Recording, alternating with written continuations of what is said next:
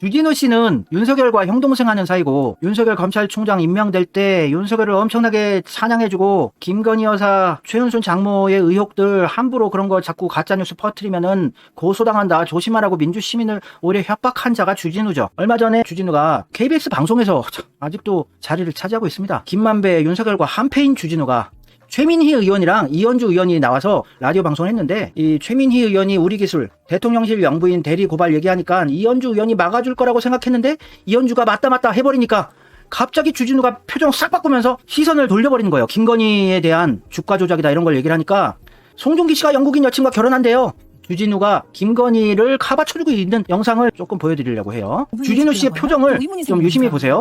공교롭게도 저는 진짜 공교롭게도 대통령실이 대통령을 지키려고 하나 영부인을 지키려고 하나 좀 의문이 생긴 겁니다. 왜냐하면 야당 의원을 2명 고발했잖아요. 네. 그런데 그게 전부 영부인 관련이에요. 네. 하나는 그 장경태 의원이었죠. 소위 그 빈곤 포르노 의혹으로 장경태 의원을 했고 한 명은 김의겸 의원을 했는데 이거 언론 보도가 있어서 그걸 가지고 야당 의원이 의혹 제기를 한 건데 조사하라고. 네. 예, 근데 이걸 가지고 그 고발을 하는 게 말이 됩니까? 네. 그래서 좀 그 지적은 타당하죠. 네, 그 지적은 맞는 말씀이세요. 그러니까 고발을 하더라도 네. 개인 변호사가 하셔야 돼요. 그렇죠. 제가 왜 보니까. 대통령실이 그건 영부인 맞습니다. 관련해서 두 번이나 이거는 고발을 공적인 합니까? 기관이 할 거는 저는 아닌 것 그래서 같아요. 저는 이게 권력의 사유화란 말이 나올 법한 지점이라고 생각합니다. 이현주 의원님, 네. 송중기 씨가 영국인 애인과 결혼을 발표했습니다. 충격적이신가요?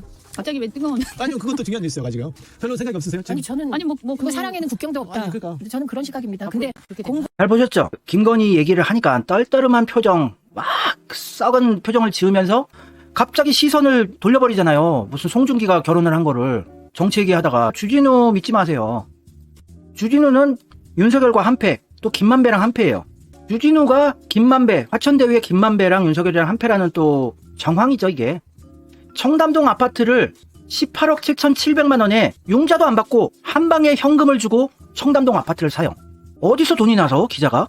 이상하지 않습니까? 화천대유로부터 돈을 받지 않았나? 증거는 찾은 건 없지만 청담동 명품거리 인근에 뭐 큰 아파트는 아닙니다만 18억 7,700만 원으로 대출 없이 전액 현금으로 매입했다. 아, 이 화천대유 대장동 사태에 윤석열도 껴있잖아요. 윤석열의 부친의 연희동 집을 김만배의 누나가 사줬잖아요. 또 윤석열의 오야붕이었던 검사 박영수 특검 아시죠? 박영수 씨가 140억을 받았다는 게 있잖아요. 박영수의 딸이 김만배의 화천대유에서 근무를 하고 퇴직금 5억을 받고 대장동 아파트를 7억에 싸게 이제 분양을 받았는데 그게 15억이 됐어요. 한 150억을 김만배로부터 받은 게 박영수 특검이라는 의혹들이 있잖아요.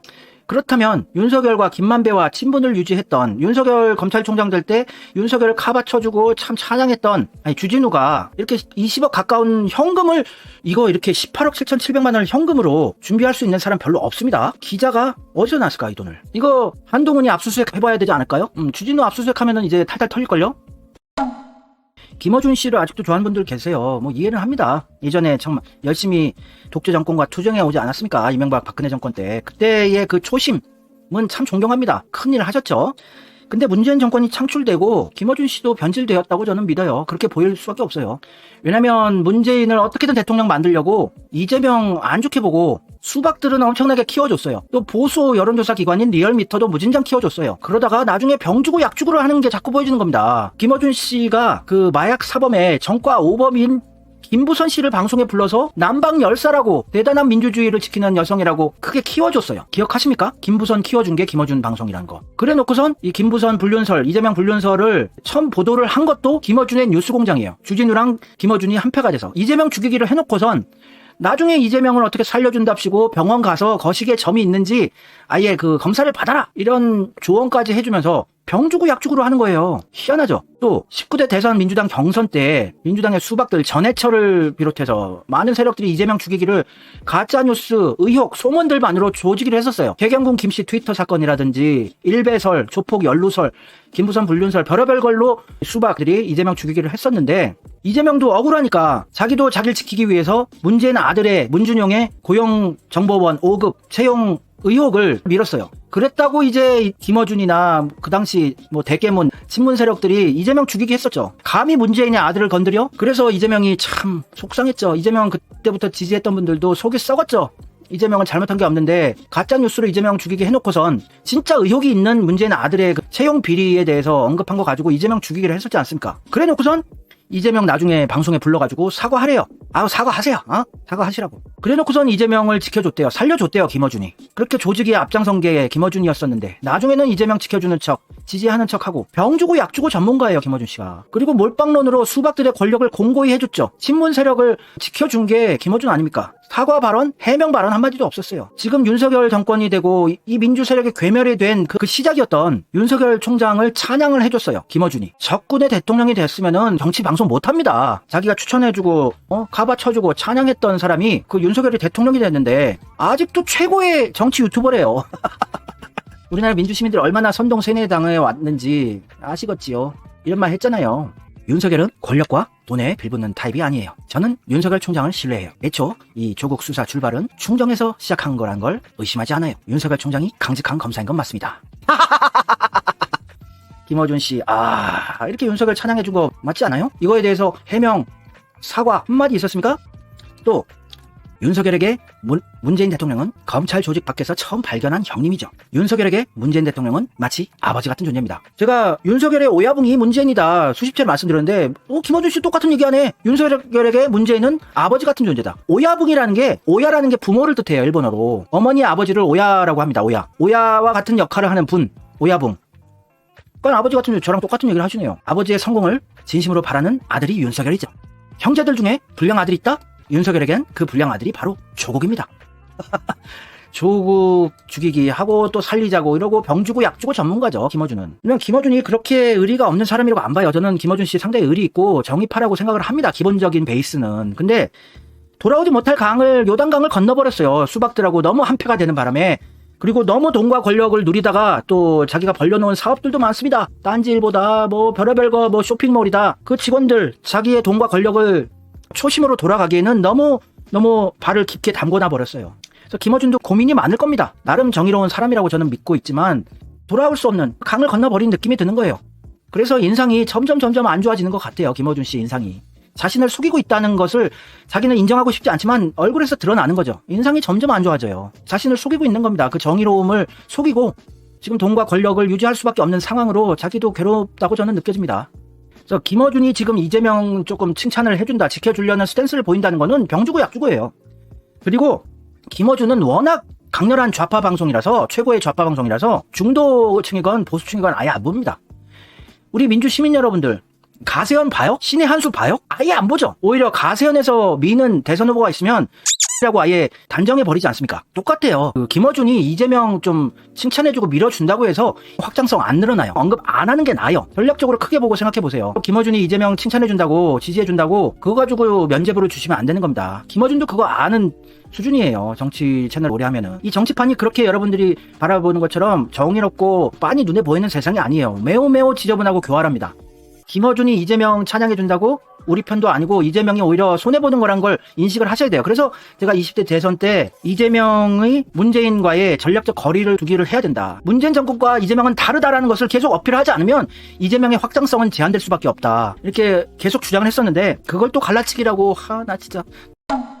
이낙연도 머리가 좋은 자기 때문에 20대 대선 경선 때 이재명한테 패배하고 이재명 캠프로 들어와서 한다는 것이 문재인의 적통이 이재명이라고 계속 하더라고요. 그리고 이재명이 조금 문재인과의 거리두기를 하려고 하니까 그거 막 반대하고 욕하고 이랬어요. 그게 진짜 교활한 전략이에요. 이재명의 확장성을 제한하려고 문재인과 한패라고 나중에는 또 계속 주장을 하는 겁니다. 이낙연이 대선 캠프에서 이재명을 돕는답시고 이렇게 캠프에서 연설할 때마다 자기가 대선 경선에서 패배하고 그제서야 이재명 대통령을 안 되게 하려고 연설할 때마다 문재인 정부 저평가하지 말라, 이재명이 문재인 정권과 다르다는 차별화를 계속 비판했었어요. 문재인과 한패라고 묶어두려고 한 거였어요. 이게 굉장히 교활한 전략적인 선택이었습니다. 이때 이재명이 문재인 깠어야 돼요. 나는 문재인과 다르다, 나는 문재인 정권에서 탄압받아왔던 자다. 그렇다고 이재명 안 찍어주는 민주당 지층들은 없어요. 그래도 찍어줍니다. 그때 강렬하게 나는 문재인 정권에서 탄압받았었다, 솔직히 나는 문재인과 완전 다르다, 나는 새로운 이재명 정권을 만들 것이다, 이러면은 문재인한테 5년간 실망하고 분노했던 중도 세력들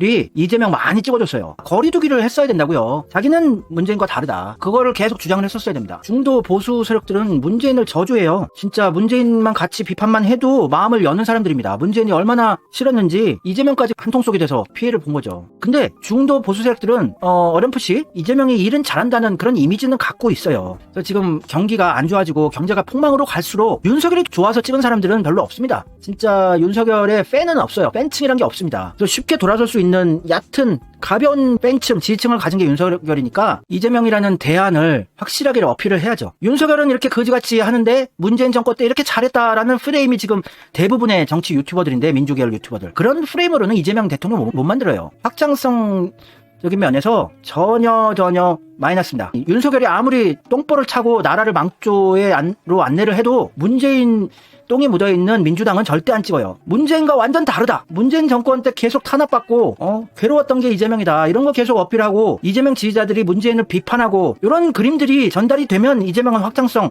차원에서, 윤석열이 마음에 안 들어서 지금 고민하고 있는 세력들에게 새로운 대안이 될 수 있는 거예요. 이런 전략적인 부분을 생각을 안 하신다면, 받아들이기 힘드시다면 이재명 대통령 만들기 힘듭니다.